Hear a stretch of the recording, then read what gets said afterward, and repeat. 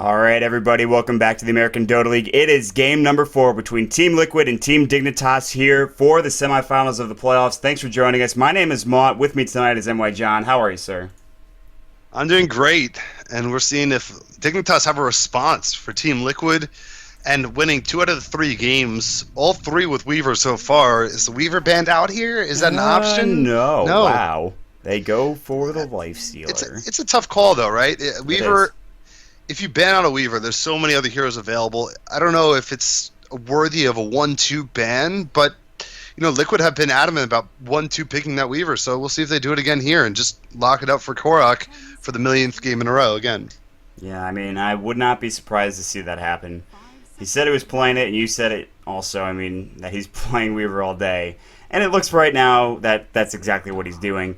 Team Dignitas will get the Darkseer, perhaps the Jakiro as well, which is their bread and butter. We've talked about it time and time again.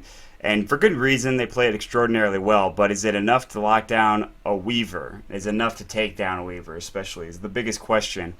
Well, Team Liquid says no for the Jakiro, so there's that. And they're going to go with the Gyrocopter as well. So now you kind of need to ban out this Naga Siren, I think, if you're on Team Dignitas. They're going to pick up the Rubik, which is nice. It's a good second choice, I suppose, against a Jakiro as well. And yeah, that's the smart response from Team Dignitas. Get rid of that Naga Siren. I mean, we saw Denial do it with great effect in the game against typical mistakes, but Jakiro Gyrocopter Naga is disgusting. I'm just going to throw that out there. It is filthy. Yep. And a good call by you. That was definitely the right decision from Dignitas. That's pretty straightforward. Liquid looking for a ban here. Interesting, they're going to take out the Enchantress. So Gyrocopter at one point was known as a pretty reliable, aggressive tri-lane carry, but we don't really see that anymore. We don't see him featured in those aggressive tri-lanes. He needs his farm early on. I don't know what we see anymore, honestly. Half the time it's just I don't know what these tri-lanes are. Sometimes you don't even see tri-lanes. Dual lanes again. It's like we're playing back in 2011 or 2012. Yeah. Or whatever. It's weird. And so since he is usually regarded as a safe lane carry, then junglers are definitely in play. Taking out a couple of them wouldn't be a bad idea. We know Dignitas has been trying to integrate that Chen. Liquid also like to use the Chen from time to time. Of course, Fluff and stuff being one of the more prominent Chen players in the scene. Let's call him a micro player. Let's call him that. Micro player. That's right. It makes him sound like a small player. No, I didn't mean he's a mini player. No. It's like StarCraft terminology. You're micro, you're APM. I know what micro is, but it I know you sounds do. like he's a small player. All right, well, he's a big player. He's a macro player. You could have helped me out there, but instead now I look like a dumbass. So thanks, John, for that one. I'm just trying to be encouraging. Really? Really? All joking aside, that's true. Yeah, all joking aside, Team Liquid, they've got a choice here. It depends on what they want to go with. They don't have that choice for the side of the Naga Siren. Weaver, though. Weaver, though. I guess Weaver, though, is a choice. There's I mean, they already have the Jakiro and Gyrocopter, so they're looking really solid. I think I would like to see a mid laner, a Puck picked up here. I feel like the Puck still being available is a good grab, and Dignitas might opt to try and pick it up with one of their selections. So if you were going to go for it, this would be when you would decide to do it. Yeah, I think so. I think that this is right now what they would look for. They're going to go for the lone druid for Team Liquid. All right, I like that choice. Team Dignitas, with this last ban, and I'm not saying you have to, but you have to ban out the Weaver. All right? Listen, even if it doesn't look like they're going to pick it up. You don't have to. No, you have to. Not with the lone druid in play. Fine. It's Listen, like a they're going to pick up the chance. Weaver just to troll us at the end of the draft. They really might, but I'd say the chances are very slim. Maybe we get to see a Korok here, or maybe a Slark here, or something like to that effect. I wouldn't mind seeing that at all. That would definitely be exciting. What happened to Slark? They were doing so well with it, and all of a sudden just fell off the face of the earth. He's a tough hero because the items you need to build on him are so expensive. He doesn't really thrive on any of those in-between cost items, like a Lifestealer can get a 2,900 gold item or a 27 or whatever it is. The Slark needs like a Scotty or a BKB, and those are all so expensive that there's that big lapse in time where he just is relying on only skills and invisibility for survivability. That's true. That's a good point. All right, so pretty much what happens to every hero. Just teams find a way to deal with him. Essentially, is what you're telling me, right?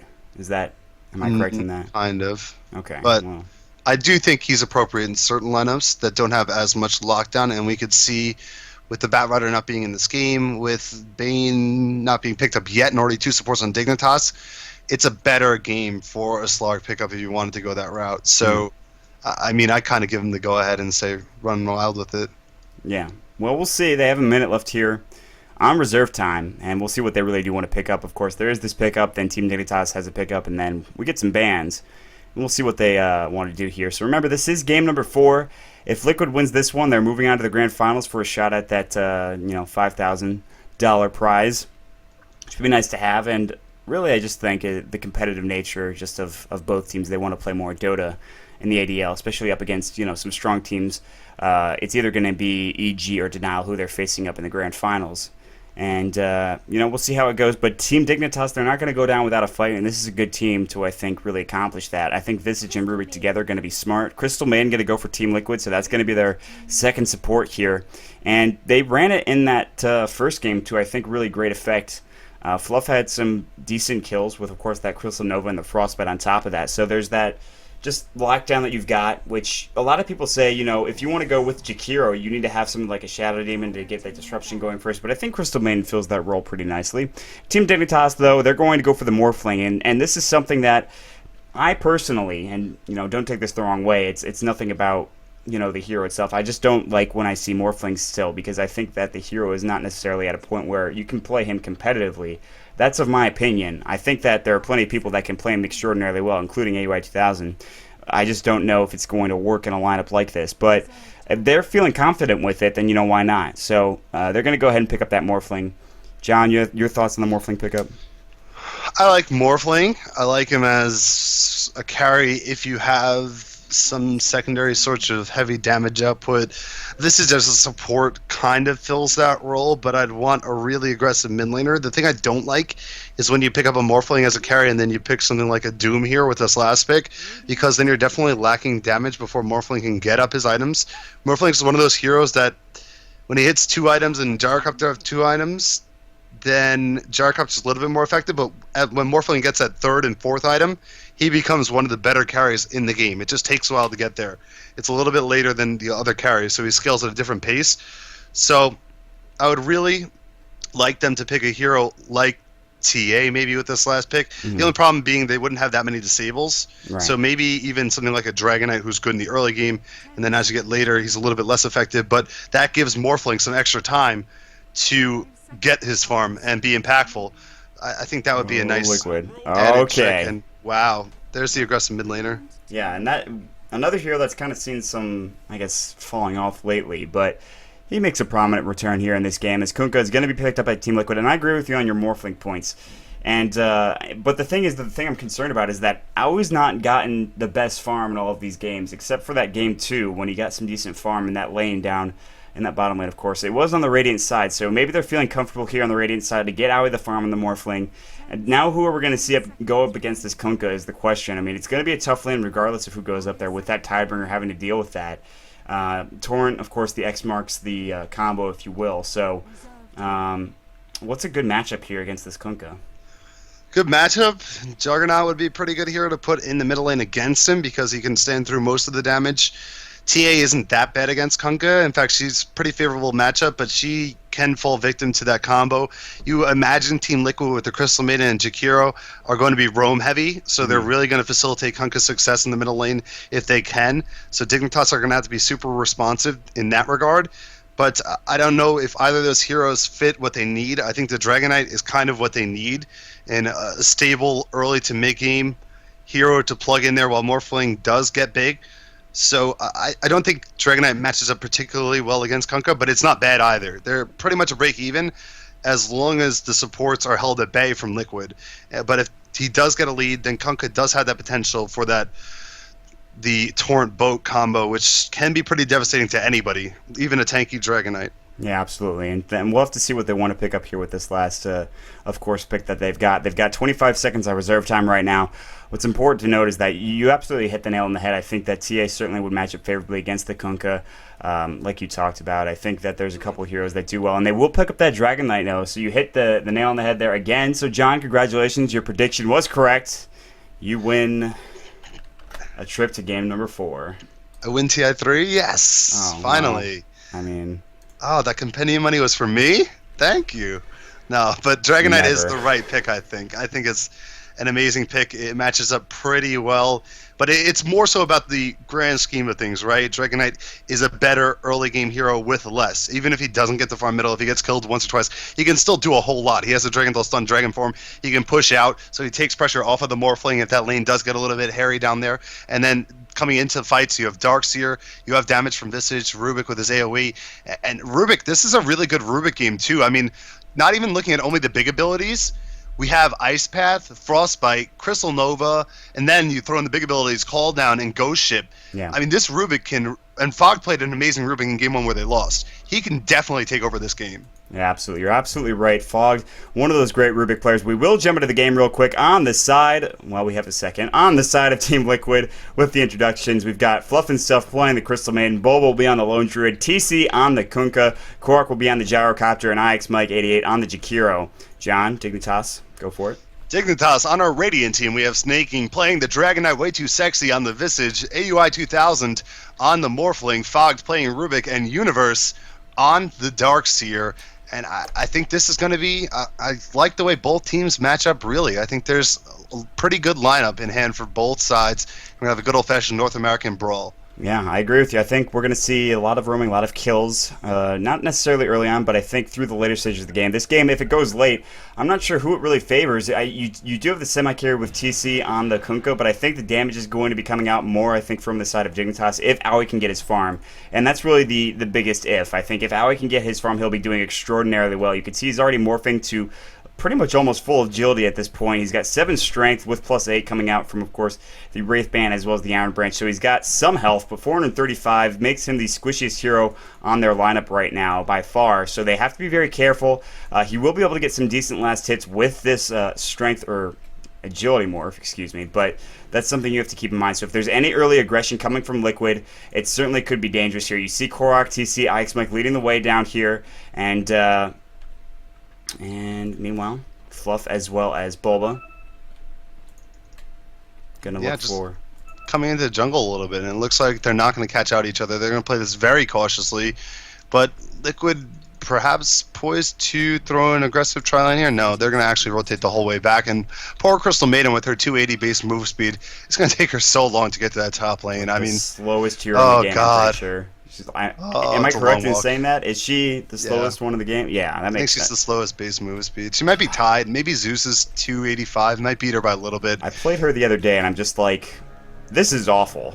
This is, I cannot move. I hated every aspect of that. I'm just like, well, I'm not going to be able to get to Frostbite that person because he's moving about twice as fast as I am. It's like, Crystal Maiden up against Luna. That's fair. Yeah, that's definitely fair. Yeah, it's tough, but you got to get those boots on her, and they'll be able to do that because they have Jakir to fall back on for support too. But she's going to roam so effectively. I mean, think about this. They can come in with the Ice Path, Dual Breath, then Crystal Nova and Frostbite. That's so much lockdown, so much slow. Nobody's escaping if they're able to get off all of those skills on a target. So that's the upside, is that she's tremendous. And if her base move speed was there, we'd see her every single game. So it's probably a little bit better that they aren't. But IX Mike is actually looking to stack the Ancients early on here, or hide, or something weird and quirky, getting it going early for their Gyrocopter. I think he's stacking right now, which is a nice little move here, but that's going to make him lack on experience. I mean, he's nowhere near the lane right now. You can see Bulba doing the same thing he did in the previous game, the first game, I should say, which was, of course, pulling the creep wave, which he's doing a good job of right now. And you can see he roamed back through, just making sure he's tanking these creeps here and making sure that the creeps are not being pulled in any way, shape, or form. You can see that this one camp was blocked through with the Sentry Ward, so they make sure that they have that no option to pull through the trees, which happens from time to time, so that they could retake that. Meanwhile, this camp is blocked for now, but not by anything anymore. It looks like they counter-warded whatever it was, or he might have just blocked it with his bear. I'm not 100% sure. Not that it matters a whole lot. I expect he's going to help Bulba get some last hits here. Meanwhile, in that mid lane, 6 last hits going for TC. You mentioned Snaking not having the best matchup here. And, yeah, so... Meanwhile, we have a person as spectator. That's going to be annoying to deal with, but oh well, not a big deal. Universe getting caught out from behind. Crystal Nova's going to go. He's got 1 point into Surge. If necessary, he'll use it. Not going to happen, though, right now. He has that Iron Shield. There's the Frostbite. Now he's going to Surge himself. The Rocket Barrage will get him out of any danger here. They won't dive him. And Fluff and Korok both going to take tower damage from this as well. Fluff taking a lot, by the way. He's only got 2 tangos, and he's going to have to eat those up. Korok has plenty of regen for himself, but I'm sure he doesn't want to share. Universe has to pop his salve, but he'll be in an okay position as long as he just does everything like that again. I mean, the Frostbite did go, but at the same time, he was in a pretty favorable position there. So, looking at down here in the bottom lane right now, you can see 11 last hits going for Owie, so he is getting that farm. So they're looking to take this to a game number 5 here, and there is potential to do that if Owie can get his farm. Yeah, and you could just see already that this laning phase is matching up so much better for Dignitas in this game than last game. They're getting their safe lane farm uncontested for the most part. Mid lane is pretty much even. Looks like Snaking's fallen behind by a little bit, but that's not too devastating at this point, really. We talked about Dragon Knight not needing that much. There's a gank in him here now. Yeah, DK. The Torrent will miss. In fact, of course, Fluff, you talked about roaming, but, well, she really can't do a whole lot if she can't get to him. That was very ambitious from Kunkka because the level 1 Torrent doesn't sync with the level 1 X. You would really need a misstep from Snaking to hit that. The level 2 Torrent syncs with the level 2 X syncs with the level 1 Torrent, or any Torrent for that, because Torrent's always 1.6. So I don't know what TC really thought was going to happen. Maybe Snaking fell asleep and stood still for a second there, but of course that's not going to happen. So he is going this typical 1-2-2 build, I think, that we see a lot of players going nowadays, and that's what makes him so powerful in the lane because he guarantees the disable for the most part. And on the back end of the Torrent, there is that slow as well, so you can pile on some extra hurt, which is really nice. Yeah, and once he gets that ghost ship going as well, I mean, he's very close to 6 already. Snaking is not even 5 yet. He's going to be in a second. There's the Dragon Tail coming in, by the way, and I think he's waiting for Way Too Sexy. The Grave Chill as well. Is there enough damage is the question. They've got Soul Assumption. That's not going to be enough. Now TP rotation from Fluff. Snaking kind of low. He's got the bottle charges. He needs to use them. There's the X, the Frostbite as well. Snaking maybe in some trouble. That is First Blood going for TC. And just as we were talking about how I think Dignitas is doing in the laning phase, that roam coming through from Fluff, I mean, not even a roam, a TP rotation, and in fact, as they maybe thought about diving TC, they were able to grab that kill on Snaking, so nicely done from Liquid. Yeah, amazing play by Fluff. It's not often we see the TP supports inside of 4 minutes, really, especially when Fluff doesn't have much money or any source of income, really. So it is a nice play, something you don't always expect. You think you can be an aggressive and dive early here, but Liquid proved Dignitas wrong. And Snaking does drop, which is a little bit unfortunate because that has happened, I believe, in almost all the games now. That early gank, successful on Snaking in the middle lane, it just sets him back. But I mentioned this is one of the heroes that is more resilient than the others. If he falls behind, he still has Dragon Form, he still has his Disable. Yeah. He can get boots, and he could wait for the drums. That's not that big. He can wait for the BKB a little bit longer because he is innately tanky. So it's not the end of the world this time around. Whereas killing the Storm Spirit early was devastating in game 1. Stuff like that, it's different based on what hero you're playing. Yeah, and, it's not also, really Snaking falling behind. He can kind of, I think, fall on the backs of Universe a little bit, and now as well as they're winning those 2 lanes. I mean, you look at Bulba's experience right now, he's sitting at level 2 still. He's not getting the best CS in the world, only 4 last hits right now. Universe is getting 8. I mean, which is, it's a tough lane nonetheless, but he's doing an okay job. Call Down going to, of course, farm this giant stack here. That's going to facilitate more farm for Korok, which is really just expediting things essentially, which is nice to have. Snaking and TC, they're going at it mid right now. 35 CS going for Korok after that call down goes. TC going to take some more damage as, of course, he was bottling up there, it looks like, and just trying to cancel that. Meanwhile, Fluff is down here with Bulba right now, and if they want to try to go on somebody, they can. Fogged is a little far out here. He's level 3, so he's not the highest level in the world either. You look at Crystal Maiden, he's at... it's actually surprising. Bulba's lower than both supports in terms of experience, so that's kind of weird to look at.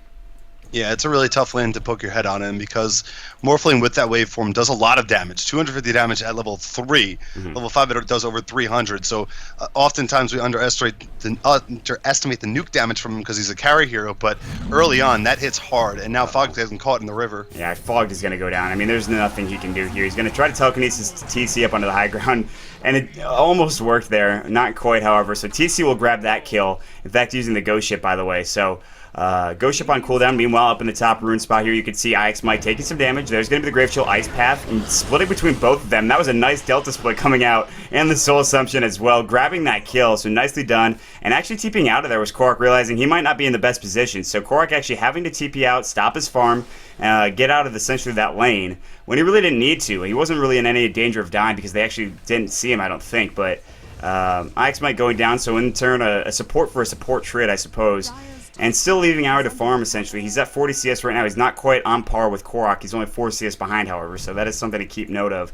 Snaking is finally level 6 or 7, I suppose, and now he does have that Elder Dragon form. It's going to stop in about 10-ish seconds, 15, thereabouts.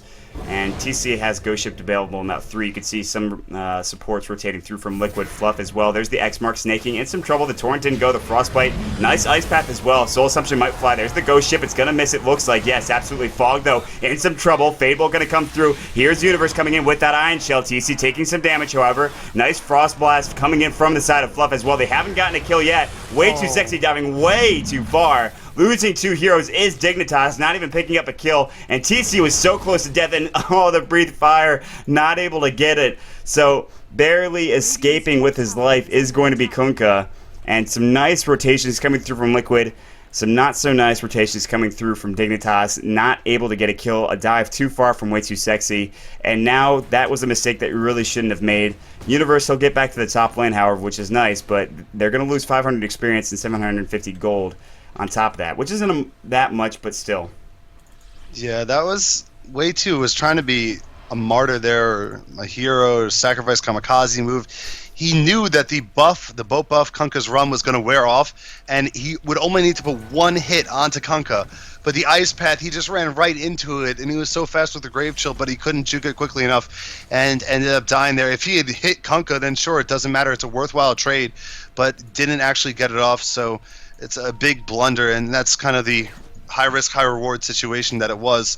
Meanwhile, top lane, it looks like they're trying to set up on Universe. He's in trouble. Yeah, he's going to get X marks, and that means that that Torrent is going to hit the ice path. Oh, that was a lot of damage in just like 3 hits, pretty much. He just got blown up, man. That was Massacre. Yeah, for those of you that want to play Kunkka, you know that the 3-second delay on the boat, I believe, it synchronizes with the 3-second X marks the spot. So that's why you saw the X and the boat come out first, and then the Torrent afterwards. Yep. We do see the telekinesis here on TC. Maybe thinking about going in here. Ice path going to fly out. That's going to stop whoever was TPing in for the moment. It's Aoi 2000. Was thinking about waveforming through and maybe getting a few kills there, but he can't do so now with a nice placed ice path coming out from the side of IX Mike. But with just that fort and just the rotation through, they are able to deny the top tower, which is a small victory. So there's that. So. Yeah, that is it's a small victory for certain, but this kill lead for Liquid 5-1, it's nice, but they're going to need to start applying some pressure to that Morphling sooner or later, I believe, because we still have some pretty good farm happening for Morphling, and he hasn't really been contested. He hasn't had to take a fight. That being said, Gyrocopter's farm is better, but Morphling is far more innately tanky than a Gyrocopter is. They can get some ganks off on Gyrocopter and probably have success, whereas if you don't stop Morphling now, then he could be an issue towards the later stages of the game, despite Liquid's early successes. So I really would like to see them gear their pressure, as we do see Micah taken down in the jungle. What was he doing there? What he's doing there. Now, Ice Path looked like it came out from Rubik, but it didn't, which because he's level 4. So Rubik getting level 6 would be amazing for them too, with all these abilities in play. I think maybe give him some solo experience if you can, but with the carries being kind of far behind and taking a lot of deaths early on here, it's difficult to find that space in the last couple of games where Bane got the space to get his level 6 and Ancient Apparition got the space to get his level 6. So it's a little bit different this time around. He needs to try and pull and stack. Yeah, I agree with you. And talking about experience right now, Bulba's actually made his way up to level 6, so he was further behind than the supports were in the earlier stages. Now he's gotten some room to farm, some room to get some experience as well on top of that. You see 3-4 heroes here from Liquid. They're looking to go on this mid lane. Gyro's going to go for, of course, that Shadow Blade right now. The X Marks is going to go on Snaking, realizing he might be in some trouble. The Ghost Ship's going to go as well. Snaking is taking so much damage right now. The boat buff, the rum, doing a lot. Nice stunts coming through as well. Nobody dead just yet, of course. Universe is in here. He's taking a lot of that damage from the Gyrocopter. He's going to pick up that kill on Fog right now. Everybody is low from Dignitas here. They're going to dive. Soul Assumption's going to grab the kill on Fluff, who walks right into it, but a double kill for Korok. The Breathe Fire going through. X marks the Ice Path as well. TC going to try to get this kill on Snaking, who's tanking it up. The Dual Breath not going to hit. Now, TC getting chased away here. You can see he might die. He's got Vacuum in 1 second. Is it going to go? The Iron Shell, the Ice Path not going to hit. TC still alive somehow. Universe wants this kill. Finally, he grabs it. Maybe IX Mike too. Yes, he gets a double kill. He'll die for his sins, but it doesn't matter. They turn it around. 3 for 2 trade, I believe, as of course, actually it was 3 for 3 now that I think about it, because Fogged as well as the side of Way 2 died. And down at the bottom lane, though, Bill will get a Midas, so there's that. How did Snaking live? How did he live? He got hit by everything. They threw the perfect call down, the boat, the torrent, everything in the middle, and then he got that boat, the stick charge off, and just lived once. They dove him again, and he lived again. And that's why the Dragonite was the perfect pick in this game. He's just so tanky with the Dragon's Blood. Already has 15 armor, and just a nuisance, really, that they couldn't deal with effectively there. And he is the reason why that teamfight was able to turn around. If Dragonite had died there, they had no chance of being able to get some good sequence going off, because they'd be relying only on Ion Shell damage. But that was amazing that he lived as long as he did, and definitely the upside of having a Dragonite. Yeah, and you know what? I thought this was going a lot worse for Dignitas than it is, but if you look at the graphs here, 1,500 experience lead now going for them, and it's only about a 700 gold lead going for Liquid, so things aren't looking so bad anymore. If they can get Aoi some more farm, if they can avoid any more deaths, Fluff's going to have an invis, potentially look to go on Snaking here, but he is alone, so that is dangerous. Fluff, you are in no man's land, and thankfully, I mean, nobody's got vision around here, it looks like. Way 2 has his familiars, by the way. He's got 1 sentry. He can place one down if he wants to, but here comes the aggression from Liquid down to this bottom lane. Top lane, Korok's still going to be farming away, which is fine. He's almost got that Shadow Blade, by the way. Fluff on the backside, looking to initiate on somebody. In fact, Frostbite right onto Way 2 Sexy. He's in some trouble. The Ice Path as well. The Familiar is going to try to stun this out. There's the Ghost Ship, the Torrent as well, and the X Marks. Way 2 is going to go down. IX Mike grabbing that kill. So Fluff with that invis, of course. I was worried at first, but then that push came in from Liquid, and they got a kill out of it. Yeah, and that's the boat's short cooldown is just so amazing. 1 minute cooldown, so you're going to see Kunga throw that every single time he has the opportunity to do so. Meanwhile, bottom lane, it looks like they're trying to set up a response, but they walk right through the vision because this back tower ward is placed from Liquid, so they have full sight of whoever is coming into play from Dignitas, which is really nice when you're considering sieging a tower, because obviously if you just get a small victory like a pickoff, there's no reason to risk anything else on the back end of that. Just take your victory and casually walk off. They've also given Fog some space in the top lane, so he does now pick up level 6. If he can steal off the boat or the call down in these fights, it's going to be huge for his team. So that's another thing to keep in mind as he rotates down to the bottom lane, and they're looking for a fight. That is Dignitas are looking for a fight down here. They're going to smoke. Yeah, I was actually going to ask you at what point do Dignitas start looking for fights, and well, it seems like it's right now, but they're kind of going in different directions here. You see Universe is actually heading mid right now, and I guess the rest of the team is going to shift with him. They're kind of confused as to which way to go. It seems like a little bit of miscommunication here. They're going to walk right through that dire sentry ward. I'm not sure if vision, though. Yeah, I don't think they saw that. Yeah, there was no dire vision. Yeah, you're absolutely right. So they are going to walk in here. Meanwhile, Ice Path's going to go the route onto Way 2 Sexy, who is kind of upset about that, I'm sure, but now they're going to keep going, looking for a push or something like that. Coming through the backside, the Illusions are going to scout out Korok. No, he's got the Shadow Blade going still. Fogged in some trouble on the backside. Now Fogged is definitely going to go down as Korok just easily walks in, throws up the flat cannon, the Rocket Barrage, and takes that, no problem. Here comes the Ghost Ship coming in, the X Marks as well. Now they want to fight. Universe in some trouble. He surged himself away. A big Ice Path from IX Mike doing a lot of damage. The Macro Pyre on the ground. Freezing Field. Wall's going to go. Not going to do enough. They're not going to be able to get at least this kill. Korok walking into the vision, though. They'll pick up that kill. 2 kills actually going out for Dignitas, as, of course, Crystal Maiden will go down. Now, Universe thinking about turning around and fighting here. Now, AUI 2000 thinking about jumping away. That bear going to root him. He'll, of course, go ahead and just use that waveform now. The bear taking some damage. They want to take this bear down if possible, taking a lot of damage. If they can get this bear down, is it going to be recreatable? Yes, absolutely. X marks will save it, and the torrent not going to hit, but it doesn't matter. It somehow turns around, and Dignitas pick off 3. They lose 2, but they pick off Korok, which is a huge trade for Dignitas as AUI 2000 stays alive. Yeah, that was an amazing play by Sahil again, by Universe. Just getting that vacuum and wall off, and it pulled almost everybody in. And you could see once that hit, the Crystal Maiden was taken out of the fight immediately. The Gyrocopter was getting drained down so low because those 4 illusions were just hitting for that extra bonus damage. And AUI was never threatened in that whole fight. Korok in the middle lane is going to jump on Fog, yeah, though. Fog is not having a good game right now for himself. He's going to telekinesis, and that actually might save his life. He's going to eat a tree. Crystal Nova's going to go. Where's the help from his side? And they're not going to pressure here, thankfully. The Familiars were giving him some backup, but I thought Fog was going to go down again, but fortunately he does survive. He's sitting at 0-4-3 right now, so he's got 4 deaths to his name, which is rough, but at the same time he's gotten some decent plays off as well on top of that, so we'll have to see how it goes. But back to your point. I don't know. Well, I forgot what my point was, but yeah, that good. last team fight, okay, you're right, is that AUI took no pressure at all. It didn't. The focus, the initiate was entirely on Universe, and that's kind of what we talked about last game, I believe, where they jump hard, they use every ability on a Darkseer, and they don't kill him. And all of a sudden, Darkseer gets off his 2 abilities, and he's better off. So it's that same theme where whoever you initiate on, they have to die. You have so many abilities off of that X marks the spot. They need to go down, and that didn't happen, so it allowed them to turn around, and AUI left the fight virtually unscathed because of it. And on the bottom lane, he's fighting with Korok a little bit here, but he's 1,000 gold away from finishing off his Lincolns, and that's a really good timing for him. It's going to be around the 19-minute mark, and that's pretty early, honestly. He has now also surpassed the Gyrocopter in terms of net worth, just by a little bit, but still, considering the early game and how it had gotten away from Dignitas, this is a good sign for them.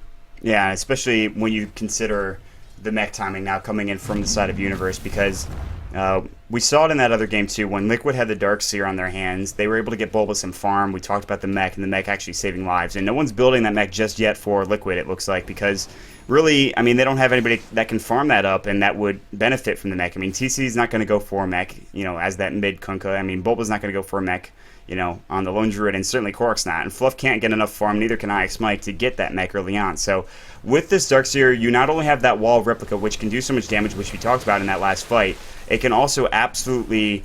you've got the vacuum, you've got the Iron Shell, and on top of that now, Universe with the mech is going to be trying to look for more team fights. And this is, I don't think, a position you want to be in as Liquid, because you talked about how AUI 2000 getting farm could be dangerous. With this Lincoln Sphere, it's not enough yet, but once he gets those other items like you talked about in the draft, it's certainly a big deal. Meanwhile, TC is going to get stunned up. He's taking some damage there. He's going to go down to the Soul Assumption coming out from the side of Way Too Sexy. Nice play there. Pick off TC. That's a good kill for them. They're going to head mid. Korok needs to be careful. He has the Shadow Blade, so he will Shadow Blade away. IX Mike would not be so lucky if they decided to go on him. However, he is lucky in that regard, in that he's sitting pretty behind that tower. So Universe is here. He's got the wall. He's got the mech. He's actually going to have a second point in wall in a moment or two when he gets level 12. The Macropyre on the ground, the Crystal Nova as well. And yeah, there's the mech going. Snake King takes some damage right now, and of course, Homing Missile is going to go on Universe, but he'll be fine. He's going to back way off here. There's Snake King using that stun on Korok right now. The Frostbite's going in. You can see the Grave Chill as well. Korok backing off now. The Sentry Ward is over here, so Korok, I think if he went this way, would be fine, but now he's sitting near, of course, close to that Sentry Ward. This Tier 1 tower, they want to go after it. It's 214 HP, but they're going to back off while I-2000 does split push down to that bottom lane. Alright. Yeah, and just taking a look at this and where the items are coming for the Radiant side, it looks like Snake King is working towards that BKB. He's 1,600 or something away from it, so he's pretty close to it. Visage, meanwhile, is going to work towards that early Aghanims, not going for the armor reduction of the Medallion, which is a little bit interesting, but you think about his team, they're not exactly the heroes that thrive on armor reduction like something like a Gyrocopter would, or even a Templar Assassin would.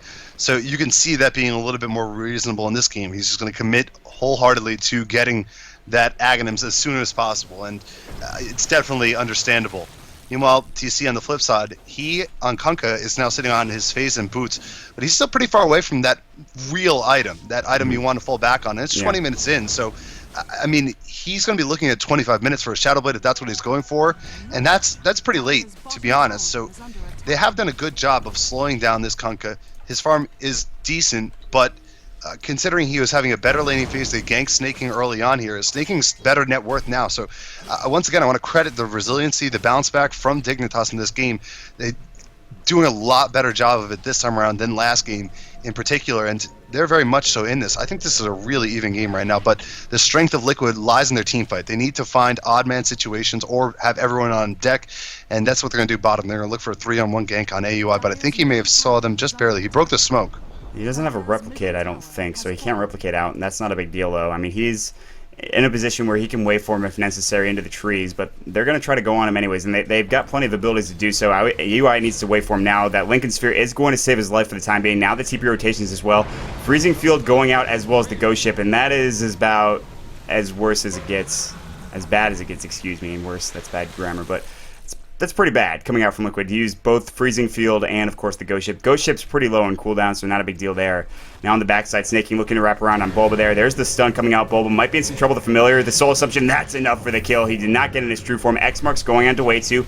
And the Torrent actually didn't hit up with that. The Crystal Nova, the Ice Path, the Frostbite, doing some damage, but now a nice stun. The Soul Assumption again. TC taking some damage there, as is IX Mike. Macro Pyre on the ground right now. Snaking wants these kills. They're kind of splashed there. Not going to go down, however. Fluff in some trouble, however. Frostbite again. Snaking looking for this, and they will grab this kill with Way2Sexy grabbing another one with the Familiars. He's going to TP out right now, realizing he's in a bad position.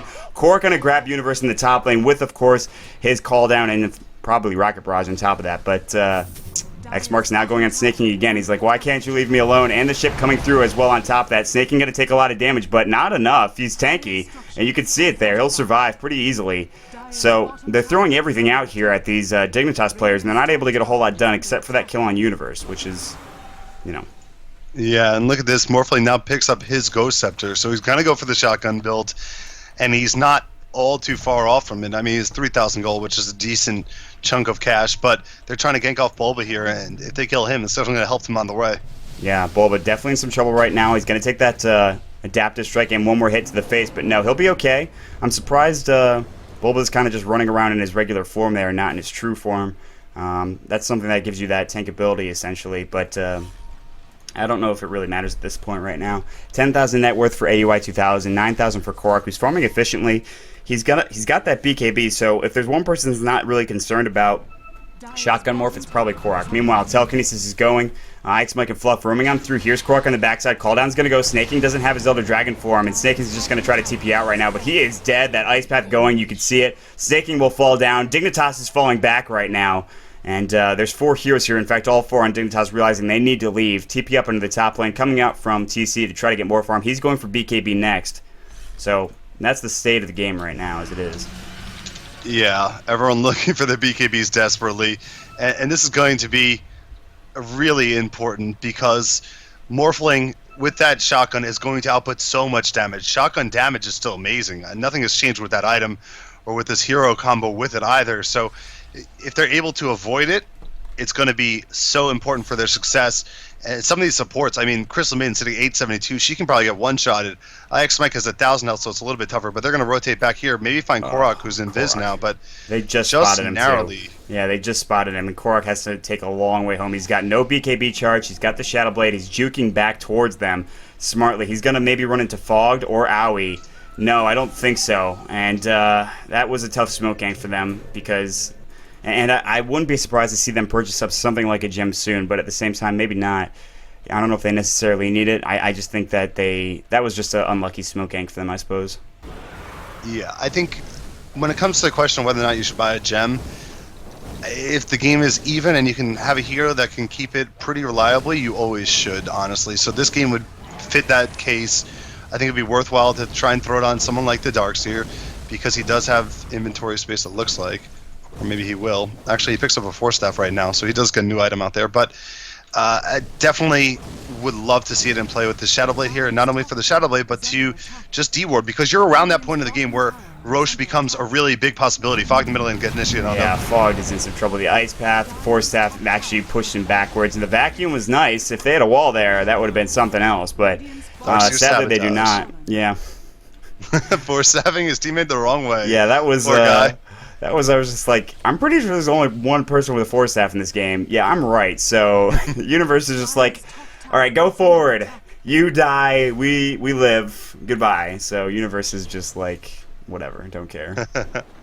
Poor Frog. Yeah, a little bit of sabotage. I'm pretty sure he got yelled at. They're in the same room because it's boot camp time, so he probably got an earful for that one. But nonetheless, it was definitely looking bad for the Rubik in that instance. I mean, it's just too much damage for him to stomach right now.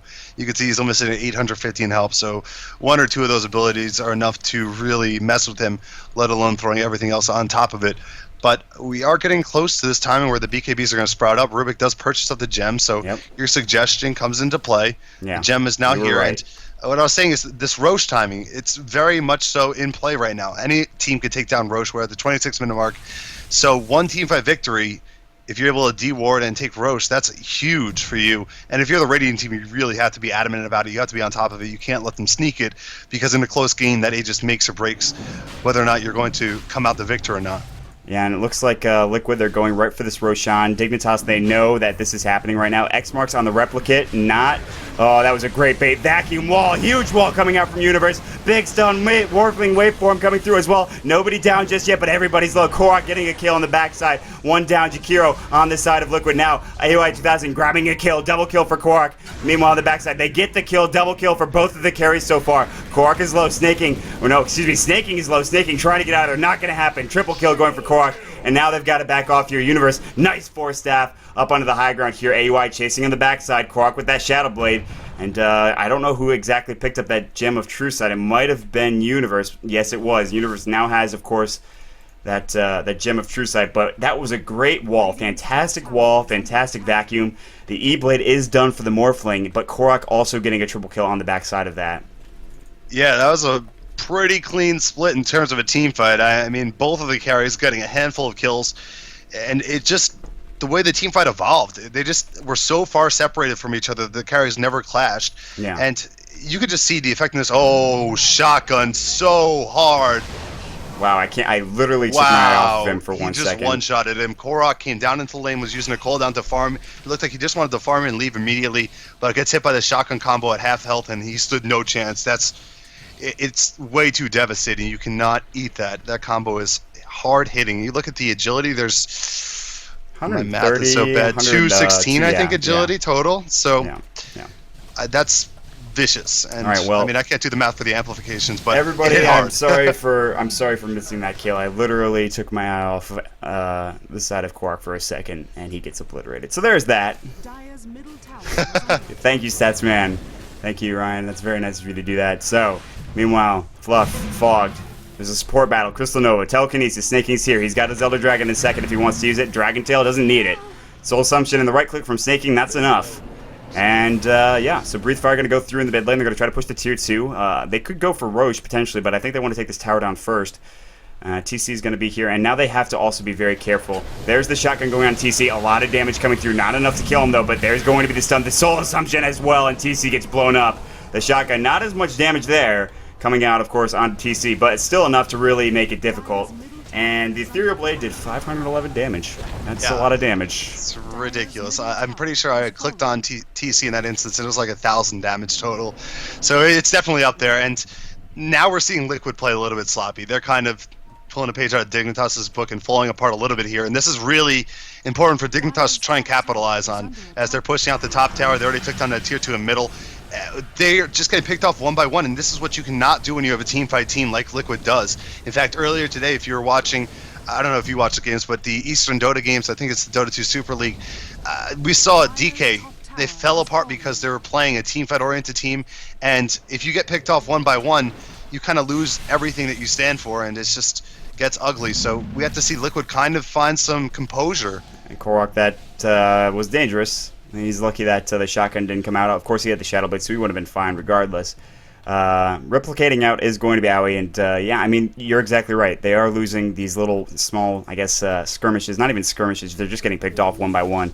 Now there is map control a little bit coming out from the side of Dignitas. They need to ward and counter ward this Roche spot. You can see it here. Universe is walking right through. He's got the Gem of True Sight. He realizes this is probably on the high ground here, and Way2's going to fly his familiars over, and they're also going to pick up a double damage rune. So look at that. Dignitas getting some luck there. Today was a good day. Yeah, today was a good day coming out from Dignitas. This match was a good day, I should say. We should say. This match isn't a day, though, you silly goose. Look, John, I know that. I'm just trying to be... Oh, thanks, Mike. Oh, no. And the replicate. Oh, God. That hurts. That hurts. I'm having flashbacks to 1 year ago this time. Yep. This shotgun combo was all over the board, just killing supports. Oh, man. But yeah, Mike is not going to have a good time. You can see that combo is enough to even take him down, and he's one of the tankier supports. So, Crystal Maiden better stay far away. She's got a bracer, so there's that. I mean, and her aura is global, so she does have some effectiveness if she decides to stay in the well for the rest of the game. But I don't think Fluff's gonna opt to do that. So, jeez, John, I don't think so I'm either. just worried for the safety of this Crystal Maiden. But honestly, I think the map is a scary place right now. You can see, look at this vision from Dignitas in the dire jungle. There needs to be some counter warding. The High Rock ward is the most obvious ward in the game. People in pubs are able to de-ward that. We need to see somebody just go ahead and throw down a sentry there, but they're so reluctant to venture out because they can get one-shotted, and now Roche is being taken down. So talking about map control, TC is going to come over, throw a torrent. I don't think he didn't actually go through with it. Here's the torrent now. There it is, and it's gonna, I think that gives vision, I'm pretty sure. So now they're gonna rotate through. They realize that this is happening, and Fluff is gonna TP in. Everybody's here except for Korok, which is the person they do need here, and they made that really low for Roche, or for Liquid, if they wanted to take that. That's something you need to keep in mind. TPing back to mid now is Snaking, and he's going to try to be a part of this here. They're going to throw the Familiars in and just try to scout everything out, including the Visage Replicate as well on top of that. So Liquid, I'm not sure if they know that they can do anything here. They have this ward here, which I think gives vision of them entering the pit. But really, it's going to go down. Aui's going to pick it up, and this is a potential point where if they want to look for a tier 3, they absolutely can. Aui's going to pick up a Yasha now. He's got his Lincolns done. He's in a good position. He can actually replicate back to the fight, or to, I guess, the skirmish, wherever they need him to be. And at this point, Liquid is in a little bit of a hole, and that's putting it mildly. 10,000 experience deficit and almost 10,000 gold deficit as well. They're still in a good position because Korok is getting some farm. He's very close to his MKB if he wants it. Or Rapier, which could be, by the way. He's actually very close to 3,800, so if he wants a Rapier... Yeah, I'm waiting. I mean, take a second to acknowledge while the smoke gangs come out how well Way2Sexy is played on this Visage. We always associate Fluff with Visage, but he is sitting at 6,700 net worth, 2,000 more than any of the other support heroes, closer to Kunkka's net worth than the supports. By the way, that was Rapier, just in case you guys were wondering. TC going to get blown up instantaneously from Way2Sexy. They're going to go right after Fluff now, who's very squishy. Fluff is going to go down, but with this Divine Rapier, you guys see it on your right side. Is it going to be enough? And this is the, I guess, not second day in a row, but second set of games in a row for the ADL that Dignitas has had to go up against the Gyrocopter Rapier. The first set of games, a little bit more, I guess, different in terms of the opponents and what they were doing. For those of you guys that didn't see it, John, why don't you enlighten them? Well, I believe it was Taku, formerly of GDT fame. Yep. In that case, was on Smeagol. Yep. He went for first item Rapier on his Gyrocopter. Very ballsy. It was around the 20-minute mark he completed it, and that pretty much ended the game. Not in their favor, unfortunately. Yeah, no. By end of the game, we mean Aoi 2000 was farming away like a madman on an anti-mage, and he really didn't care about the Rapier. So it was Brown Boots Rapier build, one of the ballsiest builds I've ever seen to date. But as this is happening, Aui's going to go ahead and take that tier 3 down, and Fluff and everybody are just looking for the right time to, oh god, the Soul Assumption follow-up, that is just too bad for Fluff. And, well, you talked about it, but they're biding their time here. Korok has the Rapier. I'm not exactly sure what they're waiting for. Fluff is dead now, so this is a tough position to be in. I don't know if they know that Korok has the Rapier. I don't think they've seen him yet. They're waiting for Greaves because his backdoor protection's on, but I think this Rapier is really interesting. The only reason I'm okay with it is because there's 8 seconds left on his BKB. But we saw how much damage that combo does to him. It's not that hard to take him down if they just are able to kite him while he's in BKB form. Oh, here we go. TC popping the BKB right now. Nice waveform out from AUI 2000. The Ghost Ship's going to miss as well. Spell is stolen. Fog got the Ghost Ship, by the way. Now BKB's going for snaking as well. The Flat Cannon doing a lot of damage to the wall. Not getting anything. Korok, he's desperately trying to get stuff. The Rapier is on the ground, by the way. Snaking picks it up. Now TC's in some trouble. Waveform going through. Fluff in some trouble. Freezing Field, not going to matter. GG is called. And Team Liquid, they'll go down, and Dignitas pushing this to game number 5, ladies and gentlemen. And in what a fashion to do so with a Rapier right at the end of the game. Getting some kills, actually not even getting one kill, but very close. But Dignitas playing with some desperation. Yeah, that's it. And yeah, 5th game coming right up, guys. So really looking forward to it. And John, thoughts on this game as it ends? I think I'm really impressed with Dignitas in this game in particular because of what they came off of last game. A really tough defeat, and they respond so well. And you have to give credit to AUI 2000. When he gets his space to farm, he is a tremendous carry player. That happened in this game. He was able to farm with the Morphling, got up that 2 second and third item, and was eventually just able to take over. And even Korok could not match up to him, despite him having a successful early game as well. And you have to kind of look at Liquid getting away from the team fight early on there. They didn't press. They didn't take down the tier 2s when they may have had an opportunity to. So I think they kind of got away from their agenda, and it ended up hurting them in the end. But Dignitas did a great job of taking full advantage and executing on their own. Yeah, absolutely. So we'll have to see how they rebound, or how both teams fare, I guess, in the 5th game. It is the 2nd time in the ADL playoffs in 3 times that we're going to see a series go the distance. So I'm certainly excited here. Make sure you check out AmericanDotaLeague.com for all your ADL information. My name is Mont. If you enjoyed the cast, please leave any feedback you have in the chat. You can follow me at twitter.com/MontDota2. With me tonight is my friend NY John. You can follow him at twitter.com/NYJohnTV. So check us out there. We'll be back in just a moment, guys. Stick around.